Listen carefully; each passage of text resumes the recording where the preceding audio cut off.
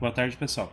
Então, só para relembrar o que a gente já tinha visto, nós estamos trabalhando reações de oxirredução, que são aquelas reações onde há transferência de elétrons de uma substância para outra, onde vai ter uma ganhando elétrons e a outra perdendo.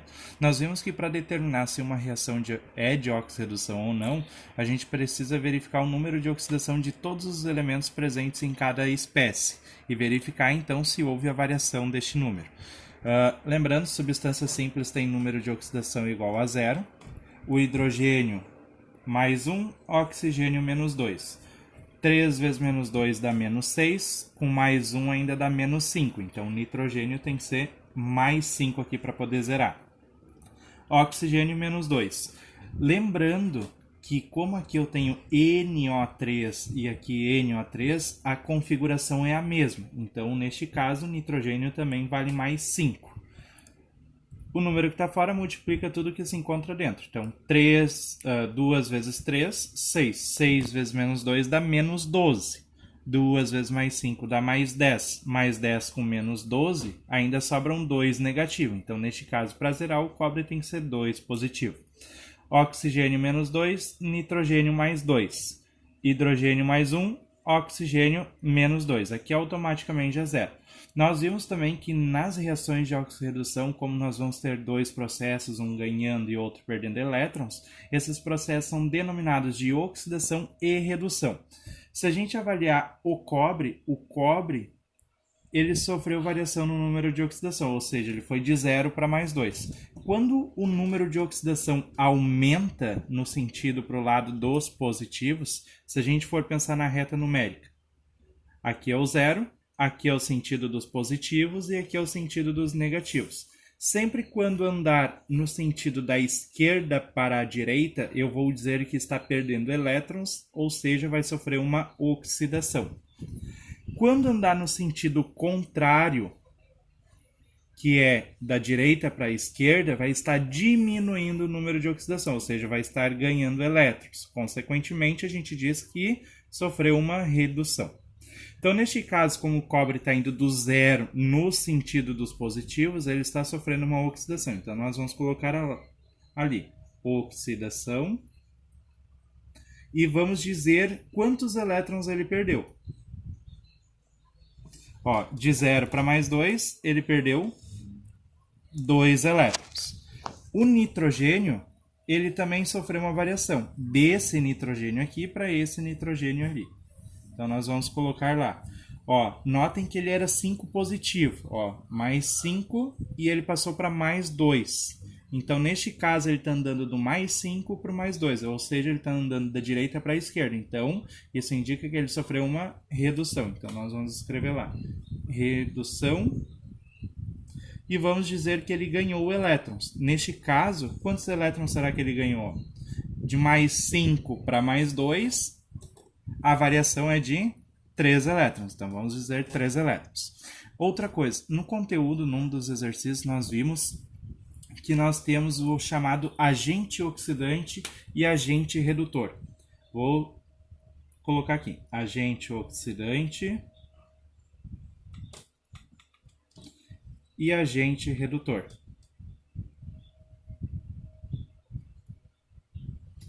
O que seria esse agente oxidante e agente redutor? Agente oxidante é aquele que vai promover a oxidação de uma espécie. E agente redutor é aquele que vai promover a redução. Notem o seguinte, o cobre está sofrendo oxidação. Isso indica que ele está perdendo elétrons. Se ele está perdendo elétrons, tem que ter alguém para ganhar. Então, neste caso, o cobre ele vai induzir alguém a ganhar elétrons. E quem é que está ganhando? O nitrogênio. Então, eu posso dizer o seguinte, que como o cobre está perdendo e vai induzir alguém a ganhar, então eu posso dizer que o cobre é chamado de agente redutor, porque ele vai induzir a redução da outra espécie. Já o nitrogênio, ele está sofrendo redução, ele está ganhando. Como ele quer ganhar elétrons, ele tem que induzir alguém a perder. E quem perde é aquele que sofre oxidação. Então, neste caso, como o nitrogênio vai induzir alguém a perder, então eu vou chamar ele de agente oxidante. E neste caso a gente vai representar como a fórmula na qual ele se encontra antes da setinha, antes da reação se iniciar. Então, agente oxidante, HNO3, e agente redutor é o cobre. Sempre neste caso ao contrário. Se eu estou sofrendo oxidação, eu vou induzir a redução. E se eu estou sofrendo redução, eu vou induzir a oxidação nesse caso. Outro conteúdo, que é o que a gente entra agora, é o chamado balanceamento pelo método de oxirredução. O que seria esse balanceamento pelo método de oxirredução?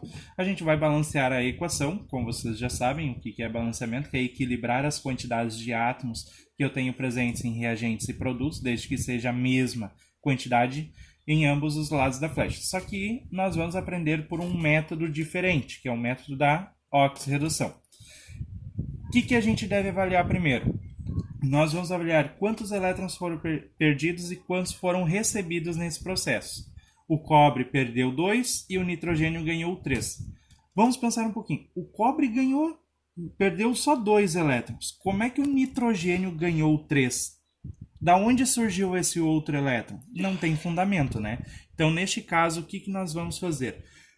A quantidade de elétrons perdidos e recebidos deve ser sempre a mesma, ou seja, se foram perdidos 2, tem que ser recebido apenas 2. Para conseguir igualar a quantidade de elétrons, nós vamos fazer o seguinte. Esse 3 que está aqui embaixo, nós vamos subir ele multiplicando. Então, nós vamos subir ele multiplicando. Já o 2 que está aqui em cima, nós vamos descer ele multiplicando. Então, nós vamos descer ele para cá. Se a gente resolver esse resultado da multiplicação, conseguir chegar no resultado, a gente vai ver que 2 vezes 3 dá 6. Então, aqui eu tenho 6 elétrons, 3 vezes 2. Aqui eu vou ter 6 elétrons também. Ou seja, agora sim, o cobre perdeu 6 e o nitrogênio ganhou 6 elétrons. Notem que esses dois números que eu circulei, que eu tive que subir e descer para igualar a quantidade de elétrons, eu vou chamar esses dois números de coeficientes iniciais do meu balanceamento. Então, eles são coeficientes.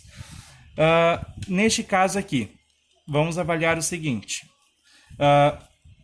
Para o cobre, que número eu tive que utilizar para igualar a quantidade de elétrons dele? Eu tive que utilizar o 3. Então, esse 3 aqui, eu vou colocar na frente do cobre, porque foi o número que eu utilizei para igualar os elétrons dele.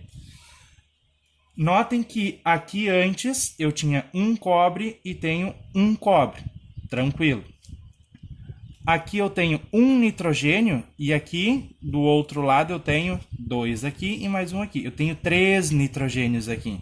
Então quer dizer que esse lado aqui eu contenho o maior número de nitrogênios em relação ao outro. Então vou iniciar o balanceamento do nitrogênio pelo lado que eu tiver o maior número de átomos do nitrogênio. Então esse 2 que eu desci para fazer o balanceamento, eu vou colocar esse 2 aqui, na frente do nitrogênio.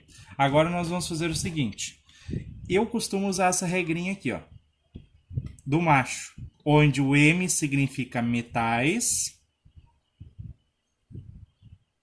o A significa ametais, o C significa carbono,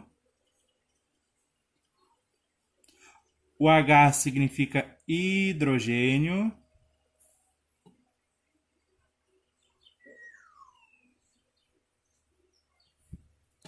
e o O, oxigênio. Nós vamos seguir essa regra pelo balanceamento. Nós vamos começar balanceando os metais, depois os ametais, carbono, hidrogênio e oxigênio. De metais eu só tenho o cobre, e desse lado está me indicando que eu tenho 3 átomos de cobre. Então, se aqui eu tenho 3, do outro lado eu também preciso de 3 cobres. Os ametais. Dentre os ametais eu tenho hidrogênio, nitrogênio e oxigênio. Só que para o hidrogênio e o oxigênio vai ter a vez deles. Então nós vamos considerar apenas o nitrogênio primeiro para o balanceamento. Notem que aqui eu posso colocar um número ainda. Já do outro lado não posso colocar nenhum outro número. Então nós vamos contar quantos nitrogênios eu tenho desse lado aqui.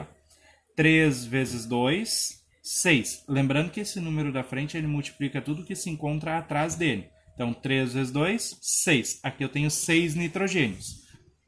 Com mais 2 aqui, fecha um 8. Então, desse lado eu tenho 8 átomos de nitrogênio. Então, quer dizer que deste lado eu também vou precisar de 8 átomos de nitrogênio. Consequentemente, notem que eu coloquei um 8 na frente do H. Então, significa que eu tenho 8 hidrogênios. Então, do outro lado, eu também vou precisar ter 8. Então, eu vou colocar um 4, porque 4 vezes 2 fecham os 8. Só para conferir, notem que eu já coloquei número na frente de todas as espécies. Então, nós vamos conferir quantos oxigênios fecharam. Vamos ver se deu certo. 8 vezes 3, 24. 3 vezes 2, 6. 6 vezes 3, 18. Só que eu tenho 18 oxigênios. 18 com mais 2, 20. Com mais 4, fecham os 24.